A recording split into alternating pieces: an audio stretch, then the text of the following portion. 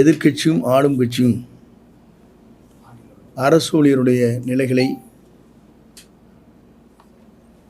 கோரிக்கையில் வைக்கின்ற போது தேர்தல் அறிக்கையில் மட்டும் வெற்றி பெறுவதற்காக திராவிட முன்னேற்றக் கழகம்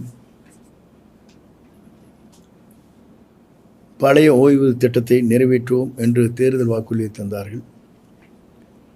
இன்று வரையும் இது நிறைவேற்றப்படவில்லை என்ற காரணத்தின் அடிப்படையிலே தான் இன்று போராட்டம் வலிமை விட்டுக் கொண்டிருக்கிறது.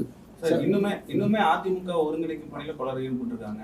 இப்போ தாவேக கடுமையான இதில் இருக்கிறப்போ அது சாத்தியம் இல்லை. எங்களை பொறுத்தவரையிலும் தலைவர் தான் தமிழ்நாட்டின் முதலமைச்சர் என்பதை ஏற்றுக்கொள்கின்ற யாராக இருந்தாலும், அதை 100 தடவை தெளிவாக சொல்லிட்டேன், முதலமைச்சராக ஏற்றுக்கொள்கிற கூட்டணி தான் நம்மோடு இணையும்.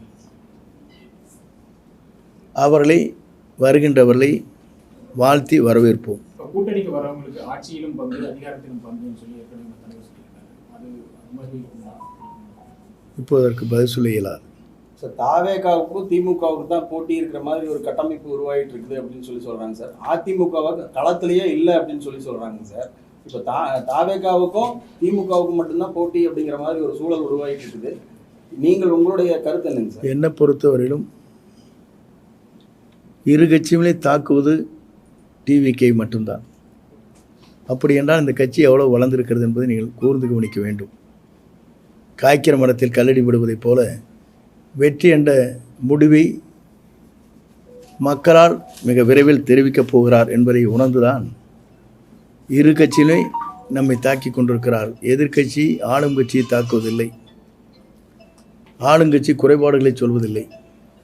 எல்லோரும் ஒருமுகமாக நம்மை தாக்கி கொண்டிருக்கிறார். ஆகவே மக்கள் ஏற்றுக்கொள்கிற தலைவர் என்ற முறையில் நம்மைத்தான் விமர்சனம் செய்கிறார்களே தவிர மற்றவரை அல்ல.